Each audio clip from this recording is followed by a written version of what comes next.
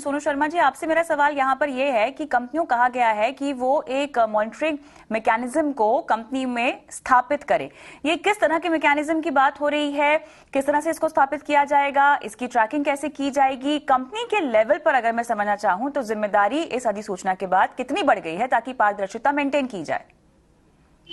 ये बेसिकली मैं आपको बताना चाहता हूँ प्रॉब्लम है क्या। प्रॉब्लम ये है मैम कि जितने भी लोग डायरेक्ट सेलिंग के नाम पर मनी सर्कुलेशन चला रहे हैं, ये एक्ट बेसिकली उन पे लागू होता है।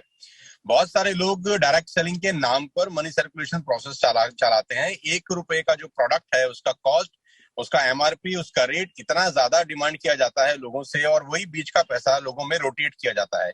प्रॉब्लम यहां से शुरू हुआ। दूसरा प्रॉब्लम सबसे बड़ा उसके अंदर यह है कि रिक्रूटमेंट बेस्ड जो इंसेंटिव दिए जाते हैं कंपनीज के द्वारा, उसको रोका जाए। रिक्रूटमेंट बेस्ड रीबाइंग का प्रोसेस बहुत सारी कंपनीज में नहीं है, सिर्फ रिक्रूटमेंट बेस्ड पैसा दिया जा रहा है, जो मनी सर्कुलेशन एक्ट के अंदर भी इलीगल है।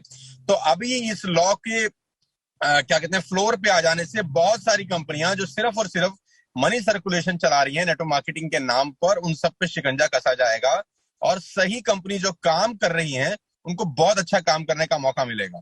अभी मैं इसमें एक बात और ऐड कर देना चाहता हूं कि जितनी भी कंपनीज पिछले 4 से 5 साल के अंदर रजिस्टर्ड हुई हैं, उसमें बहुत सारी कंपनी ऐसी हैं जो सिर्फ और सिर्फ मनी सर्कुलेशन कर रही हैं डायरेक्ट सेलिंग के नाम पर, और इसकी वजह से कस्टमर का बेहद नुकसान हो रहा है। और एक कस्टमर को भ्रम की स्थिति बनी रहती है कि इतना पाक साफ बिजनेस, इतना शानदार बिजनेस को वो एक शक की नजर से देखने आता है, क्योंकि 10 अच्छी कंपनी रहती हैं और उसमें से एक बेईमान निकल जाती है, तो बाकी सब लोग 9 को भी बेकार तरीके से देखना शुरू कर देते हैं।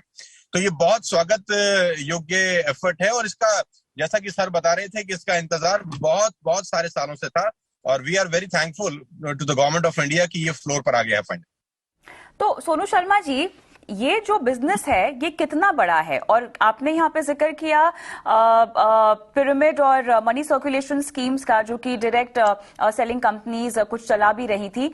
अब इस अधिसूचना के बाद इस तरह की चीजों पर, इन तरह के मामलों पर किस हद तक रोक लगेगी? इंडस्ट्री के विस्तार को लेकर ये कितना बड़ा कदम है? अभी फिलहाल अगर हम देखें तो मार्केट कैप के लिहाज से इन कंपनीज का कितना प्रपोर्शन है, और कितनी जरूरत थी इस तरह की अधिसूचना की, ताकि ग्राहकों को यह समझ में आए कि उनकी हितों का ख्याल रखने के लिए कोई ना कोई है, एक बॉडी है जो जिम्मेदारी लेती है, और आप अपनी शिकायत भी उन तक पहुंचा सकते हैं। मैम, सबसे पहले तो मैं आपके दर्शकों को और सब लोगों को बताना चाहता हूं कि पूरे हिंदुस्तान में डायरेक्ट सेलिंग जो अच्छी कंपनी है, जो सही कंपनी